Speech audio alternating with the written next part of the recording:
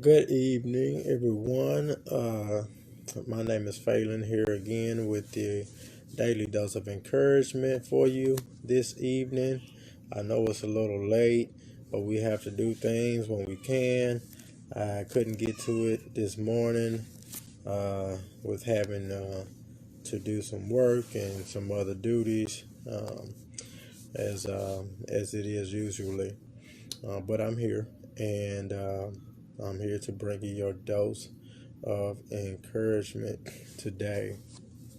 And forgive me, on a lot of my other videos, I failed to extend an invitation for you guys who are not who have not become Christians, those who have been needing to put Christ on in baptism. I have not. I failed to kind of extend that invitation to you, that you may become a child of God, that you may partake of the body of Christ. So this morning, I said this morning, on this evening, I'm sorry, on this evening we're gonna be looking at Matthew 18, and I titled this video, "Become Like a Little Child," and I titled that because in order for us as a people, as Christians, anybody in general, in order for us to become a part of God's kingdom, is for us to become like a little child.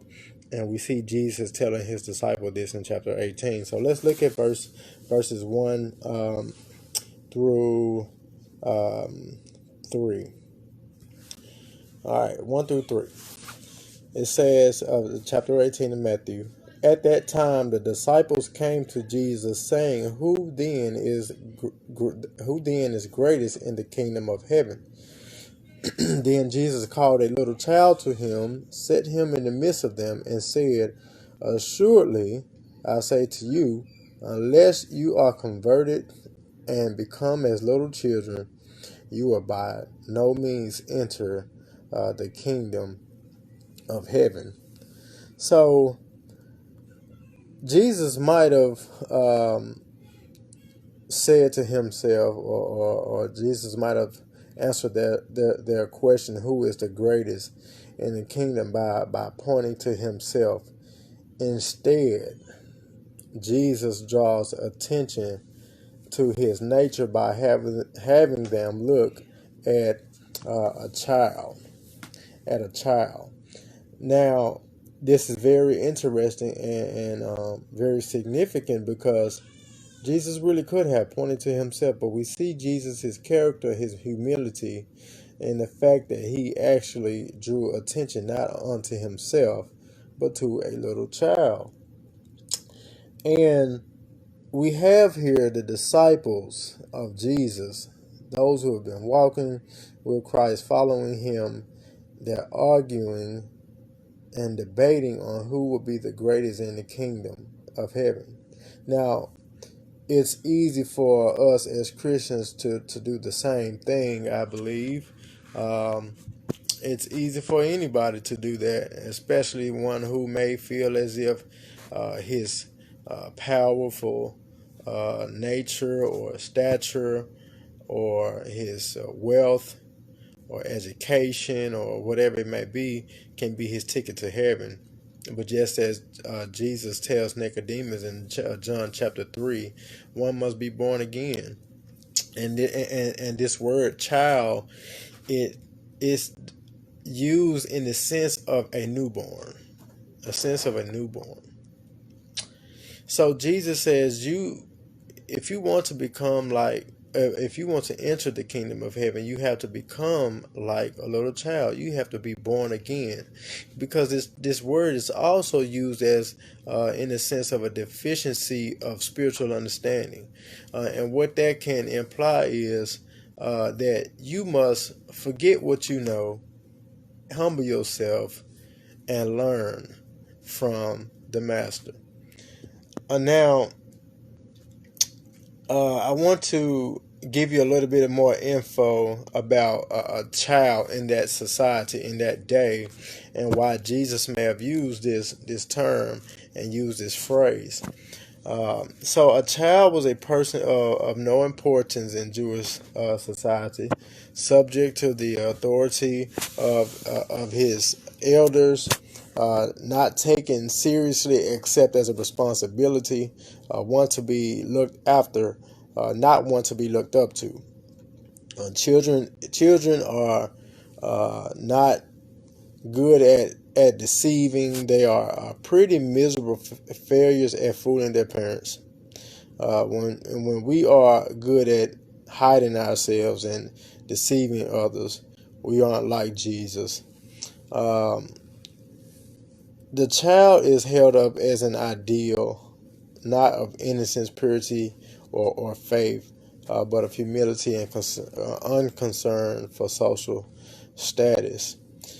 Humbles himself does not refer to uh, arbitrary asceticism or phony false modesty, but the acceptance of an inferior position, just as Jesus did in Philippians chapter 2, verse 8, where Jesus humbled himself even to the point of death on the cross.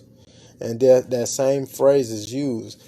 And we know that the one man who is the greatest, actually the greatest in the kingdom, is Jesus Christ. But this means that Jesus himself was humble like a little child, and we all agree. He wasn't concerned about his own status. He didn't have to be the center of attention. He could not deceive, and he didn't have an intimidated presence. Um, in order to be like a little child, we have to be humble. A child is not worried about his social status or what position he may be in. A child is by nature understands their inferiority. They're humble by nature. And so the thing about being the greatest in the kingdom, if you are asking God this, if you are seeking to be the greatest in the kingdom, this is all contrary to God's will, God's nature, and Jesus' nature. Jesus never sought to be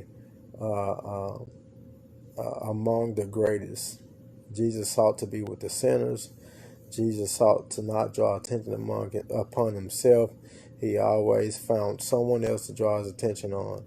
So let's not be like the disciples of Jesus at this time, in that moment where we debate on who will be the greatest in the kingdom. Let's not let our education, build us up so high in our mind that we become so prideful and we think that we're guaranteed a place in the kingdom. If we don't have love, we can have everything in the world. If we don't have love, we're nothing. So I hope that this is a good message for you. Let's not let pride get in the way of our salvation. Let's not let anything hinder us from salvation. Let us not seek to be the greatest in the church, the greatest in the kingdom. Let us just be humble. Let us sit. Let us learn from Jesus. Let us not be always heard, but let us always be seen. Thank you, guys. I hope that this has been a blessing for you. If you're not a member of the church, if you're not a Christian, and if you would like to do so, please feel free to reach out to someone at the Taylorsville Road Church of Christ at any time. We are here to answer your questions, to help you in your time of spiritual need. Thank you. Have a good day.